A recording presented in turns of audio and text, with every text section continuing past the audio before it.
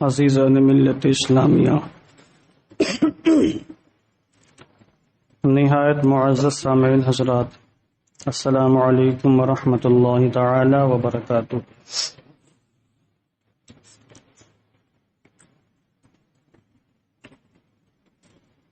الحمد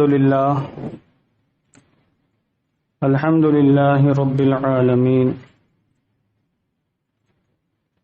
والعاقبۃ للمتقین، والصلاة والسلام علی سید الانبیاء والمرسلین،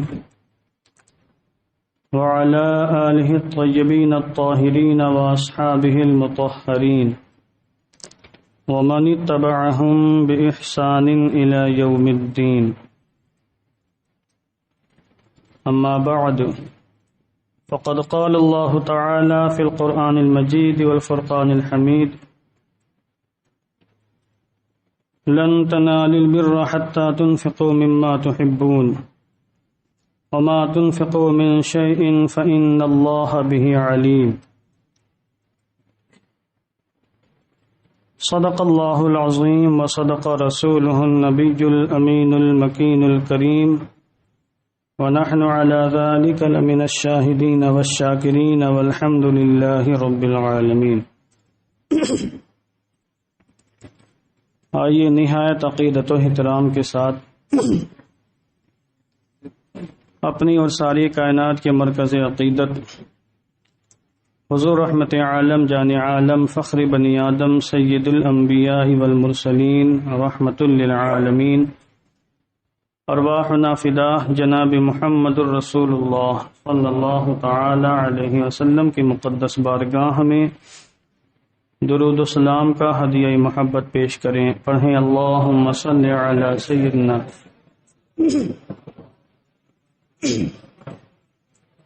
مولانا محمد طب القلوب ودوائها وعافیت الابدان وشفائها ونور الابصار وضیائها صلاة وسلاما علیک یا رسول اللہ صلی اللہ تعالی علیہ وسلم۔ اللہ رب العزت کا بے پناہ فضل و کرم ہے کہ اس کی توفیق و عطا سے ہم اس کی بارگاہ میں حاضر ہیں، اور اس نعمت پر آپ اس کا جتنا بھی شکر ادا کریں کم ہے کہ کرفیو کے جو حالات ہیں وہ آپ سے پوشیدہ نہیں ہیں۔ اتنی سختی اور اتنی زبردست کرفیو کے باوجود، پولیس کی نگرانی کے باوجود، اللہ نے آپ کے لیے اپنے گھر کے دروازے کھلی رکھے اور آپ کو اس کی بارگاہ میں آنے کی توفیق ملی۔ دعا گو ہوں کہ اللہ ہم سب کی حاضری قبول فرمائے، اور ہمارے جو بھائی مسجدوں میں آنا چاہتے تھے اور نہیں آ سکے، اللہ ان کی بھی حاضری قبول فرمائے، کیونکہ ان کی روحانی حاضری ہے، گو کہ جسمانی طور پر وہ یہاں حاضر نہیں ہو سکے، مگر ان کی تمنا تھی کہ ہم پہنچیں، گویا کہ وہ بھی دلی طور پر اور باطنی لحاظ سے یہاں حاضر ہیں۔ اس لیے میں نے کہا کہ اللہ ان کی بھی حاضری قبول فرمائے۔ آج صبح ہی سے پولیس پرشاسن کافی تیزی کے ساتھ اور سختی کے ساتھ مساجد کی نگرانی کر رہا ہے، گویا کہ کورونا صرف مسجد سے پھیلتا ہے۔ یہ ان کی غلط فہمی ہے، انہیں چاہیے کہ اپنی غلط فہمی دور کر لیں۔ بہرحال چونکہ وہ یہ سمجھتے ہیں کہ مسلمانوں کا تہوار ہے جمعۃ الوداع، اس لیے مسلمان کثیر تعداد میں آئیں گے، اس لیے وہ شروع سے ہی وہ چکر مار رہے ہیں صبح سے ہی۔ اب بعض مسلمان بھی یہ سمجھتے ہیں لا علمی کی بنیاد پر کہ یہ کوئی تہوار ہے جمعۃ الوداع، کوئی تہوار نہیں ہے، بس یہ ہے کہ رمضان کا یہ آخری جمعہ ہے، اس کے بعد ماہ رمضان میں کوئی جمعہ ہم کو ملنے والا نہیں۔ 11 مہینے جو جمعے آئیں گے وہ رمضان کے غیر میں آئیں گے، ہم تڑپیں گے 11 مہینے، مگر رمضان کا جمعہ میسر نہیں آئے گا۔ اس لیے مسلمان رمضان کے آخری جمعے کو خصوصی اہمیت دیتے ہیں، اہتمام کرتے ہیں، اچھے لباس پہنتے ہیں، اچھی خوشبو لگاتے ہیں، پہلے سے مسجد میں آ کے بیٹھتے ہیں، صدقات و خیرات کرتے ہیں، نیکیوں میں اضافہ کرتے ہیں۔ اور جو واقعی میں پورے مہینے روزے رکھتا ہے اور جس کو روزے سے اللہ کے فرائض سے محبت ہوتی ہے تو وہ ماہ رمضان کی جانب پر تڑپتا ہے اور اس کو تکلیف ہوتی ہے، اس لیے رمضان کے آخری جمعے کو جمعۃ الوداع کہہ دیا جاتا ہے۔ اس پر ہمارے شعراء نے باقاعدہ منقبتیں بھی لکھی ہیں، نظمیں لکھی ہیں، سوشل میڈیا پر اس موقع پر ان کو وائرل بھی کیا جاتا ہے۔ ورنہ حقیقت میں کوئی تہوار نہیں ہے۔ جیسے کسی کو کسی سے بہت شدت کا پیار ہوتا ہے، شدید محبت ہوتی ہے اپنے محبوب سے، کوئی انسان بہت محبت کرتا ہے، جب محبوب رخصت ہوتا ہے تو اس کو تکلیف ہوتی ہے۔ یہ معلوم ہے کہ یہ 11 مہینے ملاقات نہیں ہونی ہے اپنے محبوب سے۔ یہی کیفیت یہاں بھی ہوتی ہے کہ جو لوگ اللہ کی رضا کے لیے بھوک پیاس برداشت کرتے ہیں، اللہ کی رضا کے لیے خواہشات نفس کو توڑ دیتے ہیں، ختم کر دیتے ہیں، ٹھوکروں سے اڑا دیتے ہیں، اور اللہ کی رضا کے لیے سجدے کرتے ہیں، اپنی پیشانیوں کو سجدوں سے آباد کرتے ہیں، مسجدوں کو آباد کرتے ہیں، اللہ کی رضا کے لیے قیمتی سرمایے کو غریبوں، فقیروں، یتیموں میں تقسیم کرتے ہیں، اللہ کے گھر میں دیتے ہیں، مدرسوں میں دیتے ہیں، جن کو نیکیوں سے، حسنات سے دلی پیار ہوتا ہے، دلی محبت ہوتی ہے، تو یقیناً وہ تڑپتے ہیں جب ماہ رمضان سے رخصت ہوتا ہے، کیونکہ ان کو معلوم ہے کہ اب وہ برکتیں، وہ رحمتیں جو ماہ رمضان میں ہم لوٹ رہے تھے 11 مہینے ان سے محروم رہیں گے۔ اس لیے وہ لوگ روتے بھی ہیں، تڑپتے بھی ہیں، پھڑکتے بھی ہیں، دعائیں بھی مانگتے ہیں، التجائے بھی کرتے ہیں، اور بابر تعالیٰ کے حضور سجدہ ریز ہو کر یہ دعا کرتے کہ اے مولا ایک رمضان اور دکھا دے، ایک رمضان کی برکتیں اور دے دے۔ آج کورونا کی مہاماری میں پوری دنیا جھلس چکی ہے اور ہر طرف ایک ہاہاکار مچا ہوا ہے، افراتفری کا زمانہ ہے، اور بعض صوبوں کے بالخصوص یو پی کے دیہی علاقے کافی متاثر ہیں، بخار تیزی کے ساتھ پھیل رہا ہے۔ کتنے لوگ ہماری نظروں کے سامنے سے جا چکے ہیں، ہمیں چھوڑ چکے ہیں جو کبھی آنے والے نہیں۔ نہ جانے ہم میں کون ہے جو اگلے سال زندہ رہے یا بیچ میں موت آ جائے یا اسی حالات میں ہم دنیا چھوڑ کر چلے جائیں۔ تو ہمیں ابھی اپنی گریباں میں جھانک کر اپنی زندگی کا جو طرز ہے زندگی گزارنے کا، اس پر نظر ثانی کرنی چاہیے کہ جو ایک ہفتہ بچا ہے ہم اس کو اللہ کی عبادت میں، اللہ کی بندگی میں گزاریں۔ بہرحال یہ ضمنی بات تھی، میں نے عرض کر دی آج نماز تھوڑی سی تاخیر سے ہوگی، اور کیوں ہوگی آپ اچھی طرح جانتے ہیں۔ درود پاک پڑھیں۔ اللہم صلی علی سیدنا شفیعنا حبیبنا مولانا محمد وبارک وسلم صلاۃ وسلاما علیک یا رسول اللہ صلی اللہ تعالی علیہ وسلم۔ پچھلے ہفتے میں نے زکوٰۃ کے حوالے سے کچھ باتیں عرض کی تھی، وقت قلیل تھا، باتیں مکمل نہیں ہو سکی تھیں، تو انشاءاللہ آج میں ان کو مکمل کرنے کی کوشش کرتا ہوں۔ اور میں نے پچھلے ہفتے یہ عرض کیا تھا کہ زکوٰۃ اسلام کا اہم ترین رکن ہے۔ جو لوگ اس سے غافل ہیں وہ اپنے اسلام سے، اپنے دین سے غافل ہیں، وہ قرآن مقدس کی تعلیمات سے غافل ہیں، وہ اللہ کے فرامین سے غافل ہیں۔ زکوٰۃ دینے کی جہاں بے شمار فضیلتیں ہیں، زکوٰۃ نہ ادا کرنے کے سخت ترین وعیدیں ہیں، اور اللہ کے رسول صلی اللہ تعالی وسلم نے تفصیل سے ان سزاؤں کو بیان فرمایا ہے جو اللہ نے زکوٰۃ نہ دینے والوں کے لیے مقرر فرمائی ہے۔ میں نے اس کی چند مثالیں بھی پچھلے ہفتے آپ کے روبرو پیش کرنے کی کوشش کی تھی۔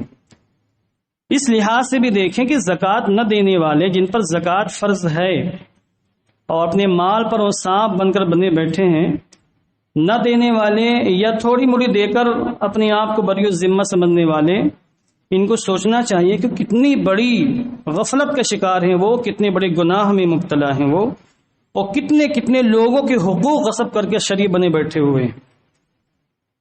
زکوٰۃ بہن کا بھی حصہ ہے اگر بہن وہ مستحق ہے، زکوٰۃ بھائی کا بھی حق ہے اگر بھائی مستحق ہے، پڑوسیوں کا بھی حق ہے اگر پڑوسی مستحق ہیں، بہت سے رشتہ دار ان کا بھی حق ہے زکوٰۃ اگر وہ مستحق ہیں۔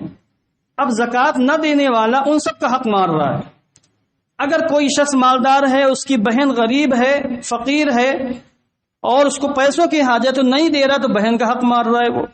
بھائی ہے، اس کو نہیں دے رہا، بھائی کا حق مار رہا ہے وہ. پڑوسی ہے، اس کو نہیں دے رہا، اس کا حق مار رہا ہے. دیگر رشتہ دار ہیں، نہیں دے رہا، ان کا حق مار رہا ہے. یتیموں، فقیروں، بیواؤں کو جو آس پاس قرب و جوار کی جن کو وہ جانتا ہے نہیں دے رہا، ان کا حق وہ مار رہا ہے وہ. مدرسوں کو نہیں دے رہا، مدرسوں کا حق مار رہا ہے وہ. تو جو بھی زکوٰۃ کے حقدار تھے، مستحق تھے صدقات و خیرات کے، ان کو نہیں دے رہا تو سب کا حق مار رہا ہے وہ، اور سب کا حق غصب کرنے کا یہ مجرم ہے، سخت ترین مجرم ہے. حضرت سیدتنا عائشہ صدیقہ رضی اللہ تعالیٰ عنہ سے روایت ہے، فرماتی ہیں الدواوین ثلاثہ، دیوان 3 طرح کے ہیں. دیوان یعنی جس میں وہ دفتر جن میں نام اعمال بندوں کو لکھے جاتے ہیں. فرشتوں کے پاس جو دفتر ہیں جن میں بندوں کے نام اعمال، نیکیاں یا برائیاں لکھی جاتی ہیں، ان کو دیوان کہا جاتا ہے. آپ فرماتی ہیں دیوان 3 طرح کے ہیں. دیوان لا یغفر اللہ منہ شیئا، ایک دیوان وہ ہے جس کے کسی بھی عمل کو اللہ معاف نہیں فرمائے گا. اس دیوان میں جو عمل لکھا جائے گا اللہ کے لیے اس کی بارگاہ میں اس کی معافی نہیں ہے. وَدِیوَانٌ لَا يَعْبَأُ اللَّهُ مِنْهُ شَيْئًا، اور ایک دیوان وہ ہے جس کو اللہ کو کچھ پرواہ نہیں ہے. وَدِیوَانٌ لَا يَتْرُكُ اللَّهُ مِنْهُ شَيْئًا، اور ایک دیوان وہ ہے جس میں سے اللہ کسی عمل کو چھوڑے گا نہیں، حساب لے گا. اب اس طرح کی باتیں دنیا دار لوگ جو سنتے ہیں تو سر جھکا کے بیٹھ جاتے کہ چلو ہوگا جو ہوگا دیکھا جائے گا، توبہ کر لیں گے، حج کر لیں گے، اور بعد میں ہم یہ کر لیں گے، وہ کر لیں گے، اور بر وقت وہ لوگوں کا حق مار بیٹھتے ہیں اور سوچتے ہیں بڑھاپے میں توبہ کر لیں گے، ابھی پوری زندگی پڑی ہوئی ہے، ابھی چلو دے لیں گے، بعد میں دیکھا جائے گا. اور اچانک موت کا پیغام آ جاتا ہے، اچانک ملک الموت تشریف لے آتے ہیں اور روح لے کے چلے جاتے ہیں. اس وقت کافی افسوس ملنا پڑتا ہے. عائش تو ان کے بیٹے اڑاتے ہیں، عائش ان کے وارثین اڑاتے ہیں، حساب ان کو دینا پڑ رہا ہوتا ہے. وہاں پر جوتے ان پر چل رہے ہوتے ہیں، جہنم کے کوڑے ان پر برس رہے ہوتے ہیں، اور عائش ان کے بیٹے کر رہے ہوتے ہیں. تو ایسا نہ کریں، یہ محبت ہلاک کرنے والی ہے. ابھی محبت کے تقاضے میں انشاءاللہ وقت ملے گا تو بتاؤں گا کیا ہے محبت. اور محبت کسے کہتے ہیں؟ باپ کی بیٹے سے صحیح محبت ہے کیا؟ بیوی کی شوہر سے حقیقی محبت ہے کیا؟ بیٹوں کی باپ سے صحیح محبت ہے کہ اس کو میں انشاءاللہ آگے چل کے بیان کروں گا. تو حضرت عائشہ صدیقہ فرماتی ہیں 3 طرح کے دیوان ہیں. اما الدیوان الذی لا یغفر اللہ منہ شیئا الاشراک باللہ، وہ دیوان جس کے کسی بھی عمل کو اللہ معاف نہیں فرمائے گا، وہ شرک باللہ کا دیوان ہے. جس دیوان میں، جس دفتر میں بندوں کے شرکیہ عمل فرشتے لکھیں گے وہ معاف نہیں ہے، کیونکہ شرک معاف نہیں ہو سکتا، باقی سارے گناہ معاف ہو سکتے ہیں. شرک کی بہت سی صورتیں، انسان شرک کر لے، مشرک ہو جائے تو پھر معافی نہیں، اگر اس کو توبہ نہ ملے، اسی حالت میں انتقال ہو جائے تو اس کی بخشش ہی نہیں، ہمیشہ ہمیشہ جہنم میں رہے گا. ابھی پردھانی الیکشن یوپی میں ہوئے، ایک صاحب مسلمان تھے، کھڑے ہو گئے، الیکشن میں جیت گئے، کچھ ہندوؤں نے ساتھ دے دیا. چاپلوسی دیکھیے آپ، لوگ چاپلوسی میں شرک کر لیتے ہیں. جیتے، ہندوؤں کے تعاون سے بھی جیتے، مگر ان کو کرنا کیا چاہیے؟ جیتنے کے بعد پہلے مسجد میں آ کر اللہ کی بندگی کرنی چاہیے، سجدہ شکر ادا کرنا چاہیے.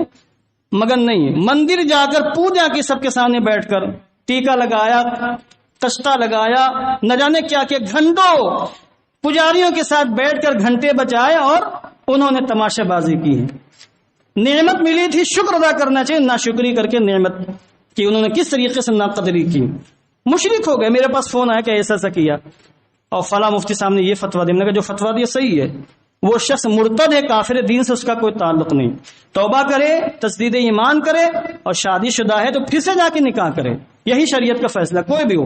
اگر وہ شخص ایسا نہ کرے تو سب لوگ اس کا بائیکاٹ کر دے. کوئی مسلمان سلام کلام نہ کرے، سوشل بائیکاٹ، نہ بات چیت نہ سلام کلام. یہی ایسے لوگوں کا شریف فیصلہ ہے. تو شرک باللہ یہ معاف نہیں، جو مشرک ہوگا معاف نہیں کیا جائے گا. ایک دیوان یہ ہو گیا. وَأَمَّا الدِّيوَانُ الَّذِي لَا يَعْبَأُ اللَّهُ مِنْهُ شَيْئًا ظُلْمُ الْعَبْدِ فِيمَا بَيْنَهُ وَبَيْنَ اللَّهِ تَعَالَى، اور وہ دیوان کہ جس کے عمل کی اللہ کو پرواہ نہیں، چاہے گا تو معاف کر دے گا، چاہے گا سزا دے گا. دونوں آپشن ہیں، معاف بھی کر سکتا ہے، سزا بھی دے سکتا ہے.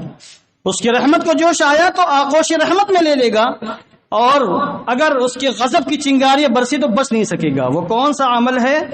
بندہ اپنے اور اللہ کے مابین جو ظلم کر لیتا ہے، کبھی نماز چھوڑ دی، کبھی روزے نہیں رکھے، یہ عمل وہ ہے جن کا تعلق صرف خدا سے ہے، حقوق اللہ ہے، یہ حقوق اللہ ہے، یہ اللہ کا حق بندہ غصب کرے تو اللہ چاہے گا معاف کرے گا، چاہے گا سزا دے گا، مگر سزا اس کی مقرر کی گئی ہے، چاہے گا تو معاف فرما دے گا۔ یہی اہل سنت والجماعت کا موقف ہے۔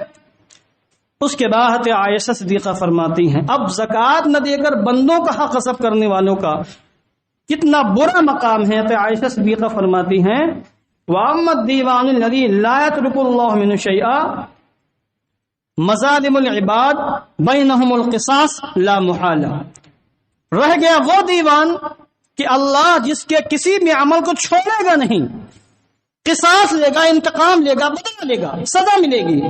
وہ کیا؟ جو بندے آپس میں ایک دوسرے پر ظلم کرتے ہیں کہ اس نے اس کا مال چرا لیا، اس نے اس کا مال غصب کر لیا، اس نے اس کا حق مار لیا، اس نے اس پر ظلم کر دیا، بندے جو آپس میں ایک دوسرے پر ظلم کرتے ہیں اور ایک دوسرے کا حق مار لیتے ہیں، غصب کرتے ہیں، ستاتے ہیں، پریشان کرتے ہیں، یا گالیاں دیتے ہیں، یا کسی بھی طریقے سے کسی بندے کا حق مار لیتے ہیں، تو پھر اللہ معاف نہیں فرمائے جب تک وہ بندہ خود نہ معاف فرما دے۔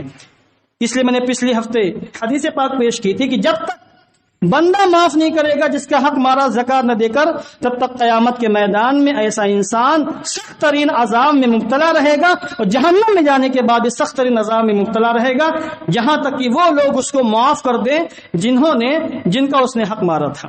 بہرحال تو زکات نہ دینے والے صرف یہی نہیں کہ وہ شرعاً مجرم ہے، انسانی لحاظ سے بھی مجرم ہے، وہ کہ اپنے رشتہ داروں کا، اپنے پڑوسیوں کا اور اپنے ان لوگوں کا حق مارنے والے ہیں جن کا حق ان کے مال سے وابستہ تھا۔ اس لیے یہ نہیں سوچنا چاہیے کہ ہمارا یہ اپنا مال ہے، یہ سوچنا چاہیے کہ ہمارے رب نے دیا اور جن کو دینے کا ہمیں حکم دیا ہمیں ان کو دینا چاہیے، ہمارا مال نہیں، انہیں کا مال ہے، یہ بطور امانت ہمارے پاس ہے، جن کا ہے ان کو دینا چاہیے۔ بہرحال یہ ایک بات ہو گئی۔ دوسری بات یہ قرآن مقدس کے اندر اللہ نے فرمایا 4 پارے کے شروع میں لن تنالوا البر حتى تنفقوا مما تحبون، تم ہرگز نیکی کی حقیقت کو نہیں پا سکتے جب تک کہ تم اس میں سے خرچ نہ کرو جس سے تم محبت کرتے ہو، جس سے تم پیار کرتے ہو، جسے تم چاہتے ہو، اس میں سے خرچ نہ کرو جب تک تم اصل نیک نہیں بن سکتے اور صحیح طور پر صالح نہیں بن سکتے، نیکی کی حقیقت کو نہیں پا سکتے۔ اس لیے زکوٰۃ تو فرض ہے، وہ دینا ہی چاہیے، اس کے علاوہ بھی انسان کو چاہیے کہ کچھ پرسنٹیج نکالے، نفلی صدقات نکالے، غریبوں کے لیے، فقیروں کے لیے، یتیموں کے لیے، بیواؤں کے لیے، مدرسوں کے لیے، مسجد کے لیے، جو بھی آپ کو ملے دینے والے۔ اور نفلی صدقات تو کسی کو بھی دے سکتے ہیں، نفلی صدقات نکالے راہ خدا میں، خدا کی رضا کے لیے، کیونکہ انسان جب مال نکالتا ہے تو 2 حصے کرتا ہے، جو لوگ دینے والے کہ یہ ہمارا ہے اور یہ ہم کو تقسیم کرنا ہے۔ زکوٰۃ کا مال نکالتا 2.5%، یہ ہم کو دینا ہے، اور یہ 97.5% اپنے پاس رکھتا ہے کہ یہ ہم کو رکھنا ہے۔ تو وہ جو دینا ہے وہ تو دینا ہے، وہ تو فرض ہے، اس سے جو چھٹکارا ہی نہیں دیں گے تو وبال جان بنے گا وہ مال۔ اور جو مال اپنے لیے نکالا 97.5%، 1 لاکھ میں 97,500، 40,000 میں 39,000 جو نکالے اپنے لیے، اس میں سے بھی اس کو راہ خدا میں خرچ کرنا چاہیے۔ جو انسان اپنے لیے جو نکالے اس کو راہ خدا میں خرچ کریں، یہ ہے انسانیت کے معراج اور یہ ہے کمال ایمان۔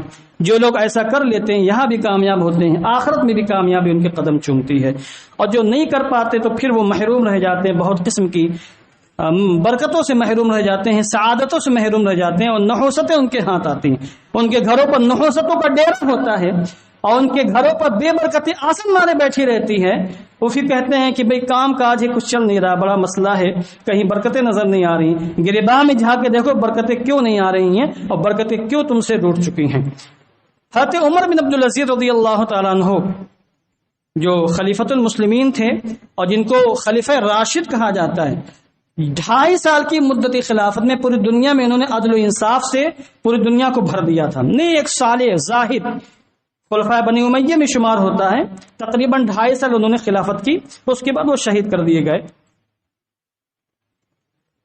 یا یہ کہ ان کا فطری انتقال و اختلاف روایت مختلف ہیں، بعض میں ہے کہ زہر دیا گیا تو بعض میں خود بخود انتقال و بیماری کی بنیاد پر، تو وہ جو ہے بازاروں میں شکر کی بوریاں لے جاتے تھے اور تقسیم کرتے تھے، شکر کی بوریاں بازاروں میں تقسیم کرتے تھے، تو کسی نے ان کو ٹوکا کہ حضور یہ کیا آپ درہم و دینار تقسیم کر دیجئے، درہم دے دیجئے، دینار یعنی سکے دے دیجئے، پیسہ خرچ کریے، یہ آپ شکر کی بوریاں کیوں تقسیم کر رہے ہیں لوگوں میں؟ تو فرمایا، اللہ نے فرمایا لن تنالوا البر حتى تنفقوا مما تحبون، تم اس وقت تک نیکی کی حقیقت کو نہیں پہنچ سکتے، نہیں پا سکتے جب تک کہ اپنی محبوب چیز اللہ کی بارگاہ میں پیش نہ کرو، اپنی محبوب چیز کو راہ خدا میں خرچ نہ کرو۔ شکر مجھے بہت پیاری ہے، میں شکر سے بہت محبت کرتا ہوں، شکر مجھے بڑی پیاری ہے، پسندیدہ میری مرغوب غذا ہے، تو میں نے سوچا جو چیز مجھے محبوب ہے وہی میں راہ خدا میں خرچ کروں۔ ہم بھی بہت سے لوگ کپڑے پسند کرتے ہیں، کپڑے راہ خدا میں خرچ کریں، بہت سے لوگ طرح طرح کے کھانے کے آئٹم پسند کرتے ہیں، بنوائیں اور تقسیم کروائیں، تو جس کو جس چیز سے محبت ہو اسے وہ راہ خدا میں خرچ کرے۔ میں یہ نفلی صدقات کی بات کر رہا ہوں۔ حضرت ابو طلحہ انصاری رضی اللہ تعالیٰ عنہ بہت عظیم صحابی ہیں، ابو طلحہ انصاری، تو جب یہ آیت کریمہ سنی انہوں نے لن تنالوا البر حتى تنفقوا مما تحبون، تو حضور کی بارگاہ میں آئے، ان کے پاس یہ باغ تھا، باغ کھجور کا باغ، بیرحہ اس کا نام تھا، اور کھجوروں کی بڑی اہمیت عرب میں تھی، آج بھی ہے، بڑے بڑے مدینہ شریف میں اچھے اچھے باغات ہیں، آج بھی ہیں، اور جو لوگ وہاں جاتے ہیں ان کو وہاں کے باغوں کی برکتیں ملتی ہیں۔ میں بھی الحمدللہ کئی بار باغوں میں گیا ہوں، بڑا اچھا لگتا ہے، زندگی کی ساری خوشیاں یہاں اللہ نے سمیٹ دی ہیں باغوں میں، پرانا زمانہ یاد آ جاتا ہے، بزرگوں کا زمانہ۔ بہرحال ان کا بیرحہ نام کا ایک بہت خوبصورت باغ تھا، بڑی اچھی اچھی کھجوریں اس کے اندر ہوتی تھیں، بہت کثیر تعداد میں پیڑ بھی اس کے اندر موجود تھے کھجوروں کے، اور کھجوروں کا جو باغ ہوتا ہے کئی سالوں میں تیار ہوتا ہے، آپ جانتے ہوں گے اب تو ٹیکنالوجی کے زمانہ ہے۔ مدینہ شریف کے ایک باغ میں گیا ابھی 2019 میں جب عمرہ کرنے گیا، تو وہاں پر ایک عجوا کا درخت تھا جو زمین کے اندر تھوڑا سا باہر نکلا ہوا تھا، تو میں نے اس سے کہا باغبان سے کیا یہ پھل دیتا ہے؟ تو کہا 5 کلو عجوا اس نے اس سال دیے ہیں، 5 کلو عجوا۔ ہم نے کہا کتنے سال ہوئے اس کو؟ ہم نے کہا تو 20-25 سال میں اتنا تیار ہوا ہوگا۔ تو ہنستے ہوئے کہا وہ زمانہ لد گیا کہ جب 15-20 سال میں درخت تیار ہوتے تھے، پھر 2 سال میں تیار ہوا، یہ ٹیکنالوجی ہے، یہ کیمیکل کا زمانہ ہے، پھر 2 سال میں اس کو تیار کیا، 2 سال کے اندر اس نے 5 کلو عجوا دیے ہیں، اب یہ ہر سال بڑھائے گا، 10 کلو ہوں گے، پھر 25 کلو، پھر 50 کلو، بڑھاتا جائے گا۔ بہرحال تو کھجوروں کا جو باغ ہوتا تھا بہت سالوں میں تیار ہوتا تھا، دادا پردادا لگاتے تھے تو پوتوں نواسوں کو برکتیں ملتی تھی اس کی۔ تو بیرحہ نام کا درخت بہت خوبصورت درخت تھا، بہت بڑا، بڑی محبت کرتے تھے، مگر کیسے وہ اللہ والے تھے، جب یہ آیت کریمہ سنی تو حضور کی بارگاہ میں کھڑے ہو گئے اور کہا حضور میرا ایک درخت ہے بیرحہ نام کا، میرا باغ ہے، میں اس سے بڑی محبت کرتا ہوں، اور یہاں اللہ نے فرمایا جب تک تم اپنی محبوب چیز راہ خدا میں خرچ نہیں کرو گے تمہیں کامیابی نہیں ملے گی اور تم حقیقی نیکی کو نہیں پہنچ سکو گے۔ حضور میں آپ کو گواہ بناتا ہوں، وہ پورا باغ میں نے راہ خدا میں صدقہ کر دیا۔ اللہ اکبر، پورا باغ ایک ہی محفل میں ایک آیت کریمہ کو سن کر خرچ کر دینا اور صدقہ کر دینا، یہ بہت بڑی بات ہے۔ یہ وہی کرتے جن کو اللہ ایمان کا خصوصی مقام اور خصوصی درجہ عطا فرماتا ہے۔ تو حضور نے پھر فرمایا کہ اچھا ٹھیک ہے، تم نے راہ خدا میں دے دیا، اب تمہارے جو چچیرے بھائی ہیں، غریب ہیں، جا کے ان کو دو، اور تمہارے جو رشتہ دار غریب ہیں، محتاج ہیں، ان میں جا کے تقسیم کرو۔ تو انہوں نے اس باغ کے حصے کیے اپنے عزیز و اقارب میں، اور جو ان کے چچیرے بھائی بنی عم تھے ان میں تقسیم کیا، اور انہوں نے پورا باغ راہ خدا میں صدقہ کر دیا۔ تو یہ ہے لن تنالوا البر حتى تنفقوا مما تحبون کا عظیم مظہر۔ حضرت عمر فاروق اعظم رضی اللہ تعالیٰ عنہ کا زمانہ ہے، اور عمر فاروق اعظم رضی اللہ تعالیٰ عنہ کو سبھی مسلمان، ہر سنی مسلمان جانتا ہے۔ وہ باندیوں کا دور تھا، باندیاں باقاعدہ عورتیں بکتی تھیں، غلاموں اور باندیوں کا زمانہ تھا۔ تو انہوں نے حضرت ابو موسیٰ اشعری کو خط لکھا کہ مجھے ایک باندی کی حاجت ہے، ایک اچھی سی باندی تم میرے پاس بھیج دو خرید کر۔ تو انہوں نے باندی خریدی اور حضرت عمر فاروق اعظم کے پاس بھیج دیا۔ باندی آئی تو بہت پیاری لگی، اچھی لگی، تو اب یہ آیت کریمہ فوراً کو یاد آ گئی۔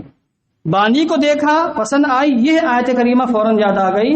اور باندی بھی مال ہوتی تھی، مال جیسے ہمارے پاس یہ زیورات اور یہ کیش وغیرہ مال ہے، ویسے باندی بھی اس زمانے میں مال ہوتی تھی، مال میں اس کو شمار کیا جاتا تھا۔ تو حضرت عمر فاروق اعظم نے آیت کریمہ جیسے ان کی دماغ میں آئی کہ اپنی محبوب چیز راہ خدا میں خرچ کرو تب جا کے تمہیں کامیابی ملے گی، تمہیں نیکیاں حاصل ہوں گی اور نیکی کی حقیقت ملے گی، تو انہوں نے فوراً اس باندھی کو آزاد کر دیا، راہ خدا میں آزاد کر دیا اللہ کی رضا حاصل کرنے کے لیے۔ اور باندھی کو آزاد کرنا بہت بڑی بات، چونکہ خرید کر پیسہ دے کر خریدنا پڑتا تھا، اور باندھی کو آزاد کرنا گویا کہ اپنے پیسے کو ختم کرنا ہوتا تھا، تو انہوں نے راہ خدا میں اس کو فوراً آزاد کر دیا۔ تو یہ ہے لن تنالوا البر حتی تنفقوا مما تحبون۔ اس قسم کی اگر مثالیں دی جائیں تو درجنوں نہیں سینکڑوں مثالیں کتابوں کے اندر موجود ہیں جنہیں یہاں مطالعہ کرنے کے بعد پیش کیا جا سکتا ہے۔ قرآن مقدس کے اندر اللہ نے اپنے بندوں کو ترغیب دی ہے، من ذا الذی یقرض اللہ قرضا حسنا فیضاعفہ لہ اضعافا کثیرا واللہ یقبض ویبسط والیہ ترجعون۔ اب ہر مومن کا قرآن مقدس پر ایمان ہے۔ آپ اس آیت کریمہ کو سنیں اور پھر آپ چیک کریں کہ آپ کا ایمان کیسا ہے، آپ ایمان کی کس مقام پر فائز ہیں۔ اللہ نے فرمایا کون ہے، اپنے بندوں سے کون ہے جو اللہ کو دے قرض حسن، کون ہے جو اللہ کو قرض حسن دے دے تو اللہ اس کو کئی گنا زیادہ بڑھا دے گا۔ قرض حسن، آپ ایک دوسرے سے قرض مانگتے ہیں اور قرض کا مفہوم آپ سمجھتے ہی ہوں گے۔ اب دیکھیں اللہ نے اپنے بندوں سے فرمایا کہ میرے راہ میں خرچ کرو۔ بندے اللہ کی راہ میں جو کچھ خرچ کرتے ہیں اسے اللہ نے قرض فرمایا، قرض حسن فرمایا۔ یہ اللہ کا کتنا بڑا کرم ہے، کتنا بڑا لطف ہے، کتنی بڑی مہربانی ہے کہ ہم بھی اسی کے، ساری نعمتیں اسی کی دی ہوئی، یہ جسم اور یہ جسم کے حصے سب اللہ کے دیے ہوئے ہیں، اور مال بھی اللہ کا دیا ہوا ہے۔ ہم مال کے مالک نہیں، اللہ مالک ہے۔ اس نے ہمیں مالک بنا دیا ہے چند دنوں کے لیے، 10 سال 20 سال 25 سال 40 سال 50 سال کے لیے مالک بنا دیا ہے، مگر حقیقت میں مالک نے ہمیں چھوڑ کے جانا ہے، اس لیے ہم اپنا مال قبر کے اندر نہیں لے جاتے، چونکہ ہمارا ہے نہیں، وہ چھوڑ کے چلے گئے، اب دوسرے لوگ اس کو یوز کریں گے۔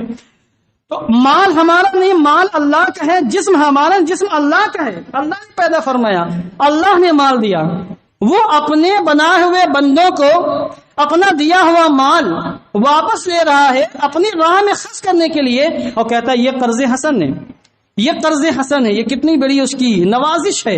یہ ایسے ہی ہے کہ آپ کا کوئی چہیتا غلام ہو، نوکر ہو، چاکر ہو، اس کے پاس کچھ نہ ہو، آپ نے اس کو کپڑے دیے، آپ نے اس کو مکان دیا، بنگلہ دیا، گاڑی دی، سب کچھ دیا، سب کچھ آپ کا دیا ہوا، آپ کی جیب سے رقم نکلی، آپ نے اس کو رقم دی، اس کی جیب میں جو کچھ ہے وہ آپ کا، سب کچھ آپ کا دیا ہوا ہے، اس کا خود اپنا نہیں۔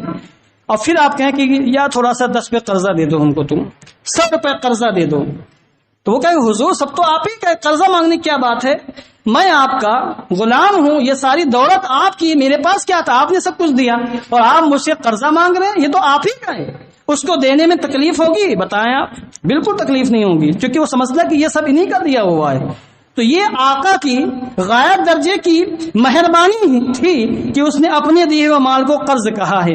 اسی طریقے سے اللہ رب العزت جو احکم الحاکمین ہے، ساری کائنات کا مالک و مختار ہے، اس نے ہمیں سب کچھ دیا ہے، اور پھر دینے کے بعد اپنے ہی راہ میں خرچ کرنے کی بات کہی ہے، اور پھر کہا کون ہے میرے بندوں میں سے جو مجھے قرض حسن دیتا ہے۔ اور اس میں ایک بہت بہترین اشارہ یہ بھی ہے کہ بندہ جب کسی کو قرض دیتا ہے تو اس کو واپس ملنے کی امید ہوتی ہے، قرض دیتا ہی اس لیے کہ واپس ملے گا۔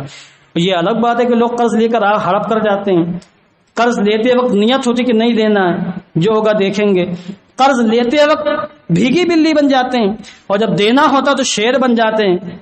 قرض دینے والے بیچارے پریشان ہو جاتے ہیں اور لینے والا عیش کر رہا ہوتا ہے۔ یہ الگ بات ہے کہ لوگ فراڈ کر دیتے ہیں، دھوکہ دے دیتے ہیں، دوستی کے نام پر پشت پر خنجر مار دیتے ہیں، رشتہ داری کے نام پر دھوکہ دے دیتے ہیں، یہ الگ مسئلہ ہے۔ مگر جو انسان بھی قرض دیتا ہے اس کو تمنا ہوتی ہے اور اس کو یہ ہوتا ہے کہ ہاں ملے گا، ہمارا مال ضائع نہیں ہوگا، یہ قرض ہم کو واپس مل جائے گا۔ اس لیے اللہ نے اپنے بندوں سے کہا قرض حسن دو، کون ہے جو دے گا؟ یہ اشارہ ہے کہ اے میرے بندو، جس طرح تم دنیا میں ایک دوسرے کو دیتے ہو تمہیں ملنے کی امید ہوتی ہے، تم میری راہ میں خرچ کرو اور پورا یقین رکھو کہ میں تمہیں دوں گا، اور 1-2 گنا نہیں بلکہ فیضاعفہ لہ اضعافا کثیرہ، کئی گنا زیادہ بڑھا کر تمہیں تمہارا قرض واپس مل جائے گا، کمی نہیں کی جائے گی۔ اب یہاں ایک چیز اور دیکھیں آپ، اللہ نے یہ نہیں فرمایا کہ تم تم خرچ کرو تو تمہیں 1 گنا زیادہ، 2 گنا زیادہ، 3 گنا زیادہ، 5 گنا زیادہ، 10 گنا زیادہ ثواب ملے گا، یہ نہیں فرمایا۔ فَيُضَاعِفَهُ لَهُ أَضْعَافًا كَثِيرًا فرمایا، یعنی حد بندی نہیں فرمائی، اور یہ فرمایا کئی گنا زیادہ بڑھا کر وہ تم کو دے گا۔ اس کا مطلب یہ ہو کہ انسان کے اندر راہ خدا میں خرچ کرنے کے موقع پر جیسا خلوص ہوگا، جیسی للہیت ہوگی، جیسا اخلاص ہوگا، اسی اعتبار سے اللہ عز و جل اس کو کئی گنا زیادہ کر کے عطا فرمائے گا۔ کسی کو 10 گنا زیادہ، کسی کو 20 گنا زیادہ ثواب ملے گا، کسی کو 100 گنا زیادہ، کسی کو 700 گنا زیادہ۔ واللہ یضاعف لمن یشاء، اور اللہ جس کے لیے جتنا چاہتا ہے اضافہ فرما دیا کرتا ہے، کسی کو تو اتنا ملے گا جس کا وہ حساب بھی نہیں کر سکتا۔ تو یہ ہے وہ برکتیں آیات کریمہ کی جنہیں ہم محسوس نہیں، مشاہدہ کر سکتے ہیں اگر ہم اچھی طریقے سے راہ خدا میں خرچ کرنے کی کوشش کریں۔ اور جو لوگ خرچ نہیں کرتے ہیں وہ سمجھ جائیں کہ بے برکتی ان کے گھر پہ ڈیرا ڈال کے رہتی ہے۔ اب وہ مال جس کی زکات نہ دی گئی ہو، وہ مال جس میں صدقہ نہ نکالا گیا ہو، تو ظاہر سی بات ہے بے برکتی رہے گی۔ اس مکان سے، اس مال سے مکان بنے گا تو مکان میں بے برکتی نازل ہوگی۔ اسی ماں سے بچوں کی پرورش ہوگی تو بچے برباد ہوں گے، وہ نیک سالی نہیں بنیں گے، ماں باپ کے فرما بردار نہیں بنیں گے، ان بچوں سے ماں باپ کو فائدہ نہیں ملے گا۔ اسی ماں سے بزنس تجارت کریں گے تو تجارت میں بھی بے برکتی حاصل ہوگی، نحوست ڈیرا ڈالے گی، اور وہ برکتیں، وہ فائدہ نہیں حاصل ہو سکے گا جو فائدہ تجارت سے بندے کو حاصل ہونا چاہیے۔ اس لیے حدیث پاک میں آیا، آقا دو عالم نور مجسم علیہ السلام نے فرمایا، ما من یوم یصبح فیہ العباد الا ملکان ینزلان فیقول احدہما اللہم اعطی منفق خلفا ویقول الاخر اللہم اعطی ممسکا تلفا۔ حضور فرماتے ہیں کہ روزانہ صبح کے وقت اللہ کی بارگاہ سے 2 فرشتے نازل ہوتے ہیں، 2 فرشتے، اور دونوں فرشتے دعا کرتے ہیں۔ ایک فرشتہ کہتا ہے، اے اللہ، جو تیری راہ میں خرچ کرے اس خرچ کرنے والے کو مزید عطا فرما۔ اور دوسرا فرشتہ کہتا ہے، اے اللہ، جو ہاتھ کو روک کے لیے خرچ نہ کرے تو اس کے مال کو تباہ و برباد فرما دے۔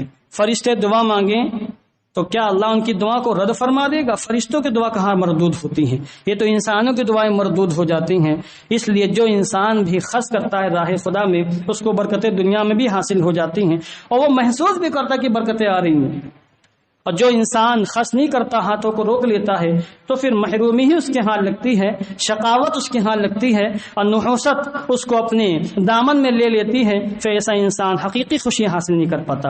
ایک آخری بات میں عرض کر رہا ہوں، ٹائم ہو رہا ہے اور انشاءاللہ ٹھیک 2:45 بجے جماعت کھڑی ہوگی۔ درود شریف پڑھ لیجیے، اللہم صلی علی سیدنا مولانا محمد مبارک وسلم صلاۃ و سلام علیک یا رسول اللہ صلی اللہ تعالی علیہ وسلم۔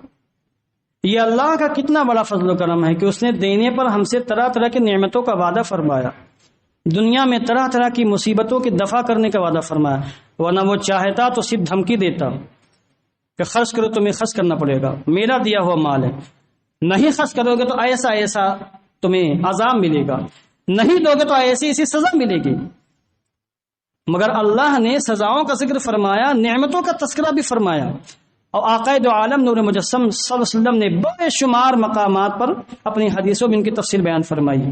مثلا ایک حدیث پاک میں آپ نے ارشاد فرمایا، ان الصدقہ لتطفئ الخطیئہ کما یطفئ الماء النار، جس طریقے سے پانی آگ کو بجھا کر ختم کر دیتی ہے، صدقات و خیرات انسان کی برائیوں کو بھی اسی طریقے سے ختم کر دیتے ہیں۔ انسان برائیاں کرے، صدقات و خیرات کرے، برائیاں ختم ہوں گی۔ ان الصدقہ لتطفئ غضب الرب وتدفع میتۃ السوء، صدقہ اللہ کی ناراضی کو ختم کر دیتا ہے اور برے خاتمے سے بچاتا ہے، اور خاتمہ جو ہوتا ہے انسان کا یہی اصل ہے۔ اگر انسان زندگی بھر نیکی کرے اور خاتمہ اس کا برا ہو جائے، کلمہ نصیب نہ ہو، کلمہ کفر زبان سے جاری ہو جائے، تو ساری نیکیاں برباد اور ہمیشہ جہنم کی آگ میں جلے گا۔ اور ایک انسان وہ ہے جو برائیوں میں زندگی گزاری مگر مرتے وقت اس کو کلمہ نصیب ہو گیا، توبہ، سچی توبہ نصیب ہو گئی، تو اس کے تو ماشاءاللہ نور علی نور ہی ہے اس کے لیے۔ حضور نے فرمایا، ان صدقہ لتطفئ غضب الرب، صدقہ رب کے غضب کو بجھا دیتا ہے اور پھر برے موت سے بچاتا ہے۔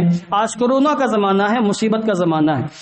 پچھلے ہفتے میں نے حدیث پاک پیش کی کہ حضور نے فرمایا کہ جب مصیبتوں کی امواج آئیں، مصیبتوں کی موجیں آئیں اور سمندر کی موجوں کی طرح مصیبتیں آ جائیں تو رب تعالیٰ کی بارگاہ میں دعا کرو، رو گر گراؤ، دعا کے ذریعے، گر گراہٹ کے ذریعے، گریہ وزاری کے ذریعے ان مصیبتوں کا استقبال کرو، مصیبتوں کا مقابلہ کرو، مصیبتیں دور ہو جائیں گی۔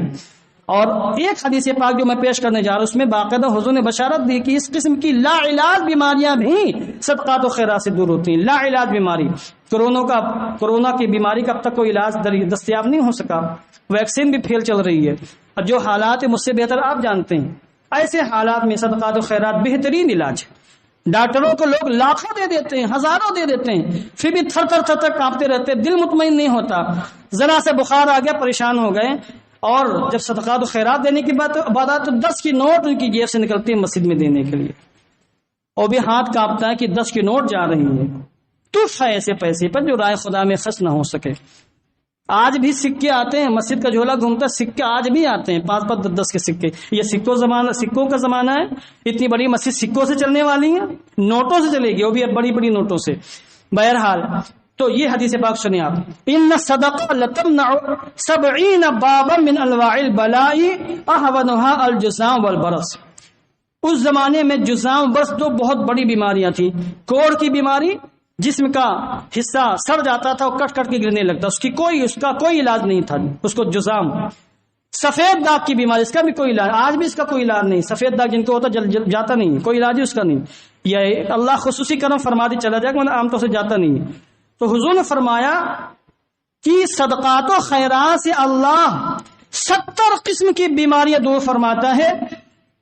ایسی 70 قسم کی بیماری جس میں سب سے کم درجے کی بیماری کوڑ اور سفید داغ کی بیماری ہے۔ اللہ اکبر، کم ترین درجے کی بیماری سفید داغ کی بیماری اور کوڑ کی بیماری، اس سے اعلیٰ درجے کی جو لا علاج بیماریاں جن کا علاج آج تک دستیاب نہیں ہوا، جنہیں لوگ جانتے تک نہیں ہیں، جیسے کورونا ہی ہے، لوگ جانتے تک نہیں تھے، آج سب انسان جان گئے ہیں۔